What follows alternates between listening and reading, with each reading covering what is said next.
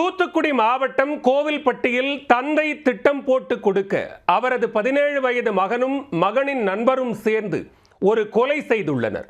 Auto driver கொலை வழக்கு தொடர்பாக 2 சிறுவர்கள் உட்பட 3 பேர் கைது செய்யப்பட்டுள்ளனர். கோயிலில் பூஜை வைப்பது தொடர்பாக எழுந்த முன்விரோதம் கொலை வரை சென்றது ஏன்? தூத்துக்குடி மாவட்டம் கோவில்பட்டி அருகே இலுப்பையூரணி கைவண்டி தொழிலாளர் காலனியைச் சேர்ந்தவர் மாரிச்செல்வம்.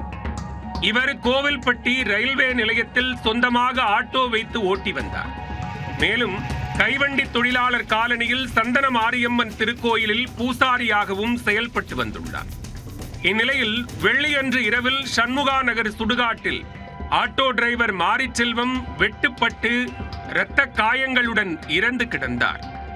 தகவல் கிடைத்ததும் கோவில்பட்டி கிழக்கு காவல் நிலைய போலீசார் சம்பவ இடத்திற்கு விரைந்து சென்று உடலை மீட்டு உடற்கூறாய்விற்காக கோவில்பட்டி அரசு மருத்துவமனைக்கு அனுப்பி வைத்தனர். ஆட்டோ டிரைவர் மாரிசெல்வத்தை வெட்டி கொலை செய்த குற்றவாளிகளை கைது செய்ய வலியுறுத்தி அவரது உறவினர்கள் கோவில்பட்டி அரசு மருத்துவமனை முன்பு சாலை மறியல் போராட்டத்தில் ஈடுபட்டனர். போராட்டத்தில் ஈடுபட்டவர்களுடன் போலீசார் பேச்சுவார்த்தை நடத்தி உரிய நடவடிக்கை எடுப்பதாக உறுதியளித்ததால் அவர்கள் போராட்டத்தை கைவிட்டனர். இதனால் அப்பகுதியில் சிறிது நேரம் போக்குவரத்து பாதிக்கப்பட்டது. பல்வேறு கோணங்களில் விசாரணை நடத்தி வந்த கோவில்பட்டி கிழக்கு காவல் நிலைய போலீசார் ஆட்டோ டிரைவர் கொலை வழக்கு தொடர்பாக அதே பகுதியைச் சேர்ந்த முருகன் என்பவரை கைது செய்தனர். அவரிடம் நடத்திய விசாரணையில் பல அதிர்ச்சியான தகவல் போலீசாருக்கு தெரிய வந்தன. கொலை செய்வதற்கு முருகன் திட்டம் போட்டு கொடுக்க அவரது 17 வயது மகனும் மகனின் நண்பனும் சேர்ந்து கொலை செய்திருப்பது தெரிய வந்துள்ளது. அதனைத் தொடர்ந்து முருகனின் 17 வயது மகன் மற்றும் 17 வயது நண்பர் என 2 சிறுவர்களையும் போலீசார் கைது செய்தனர். கொலை செய்யப்பட்ட மாரிச்செல்வம் பூஜை செய்த சந்தனமாரியம்மன் திருக்கோவிலில் பூஜை வைப்பது தொடர்பாக கடந்த சில மாதங்களுக்கு முன்பு முருகனுக்கும் மாரிசெல்வத்திற்கும் வாக்குவாதம் ஏற்பட்டுள்ளது.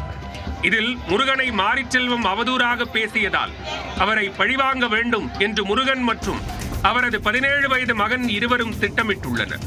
முருகனின் கொலை திட்டப்படி வியாழனன்று இரவு முருகனின் 17 வயது மகன் மாரிச்செல்வம் வீட்டிற்கு சென்றுள்ளார்.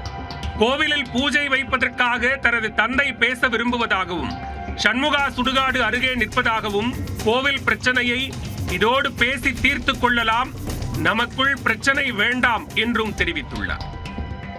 இதனை நம்பிய ஆட்டோ டிரைவர் மாரிச்செல்வம் தனது ஆட்டோவில் சண்முகா நகர் சுடுகாடு பகுதிக்கு சென்றுள்ளார். ஆட்டோவை நிறுத்திவிட்டு முருகன் மற்றும் அவரது மகனை தேடி பார்த்துள்ளார். அப்போது திடீரென முருகனின் 17 வயது மகனும் அவரது நண்பனும் மாரிச்செல்வத்தை சரமாரியாக வெட்டி கொலை செய்திருப்பதாக போலீசார் தெரிவித்துள்ளனர். கோவிலில் பூஜை வைப்பது தொடர்பாக எழுந்த வாக்குவாதம் கொலையில் முடிந்துள்ளது. கைது செய்யப்பட்ட முருகன் பாளையங்கோட்டை மத்திய சிறையிலும் 2 சிறார்கள் நெல்லையில் உள்ள கூர்நோக்கு இல்லத்திலும் அடைக்கப்பட்டனர். திரைப்பட காட்சி போல தந்தை கொலைக்கான திட்டத்தை தீட்டிக் கொடுக்க அவரது 17 வயது மகன் மற்றும் அவரது நண்பர் சேர்ந்து ஆட்டோ டிரைவரை வெட்டி கொலை செய்த சம்பவம் கோவில்பட்டி பகுதியில் பெரும் பரபரப்பை ஏற்படுத்தியுள்ளது.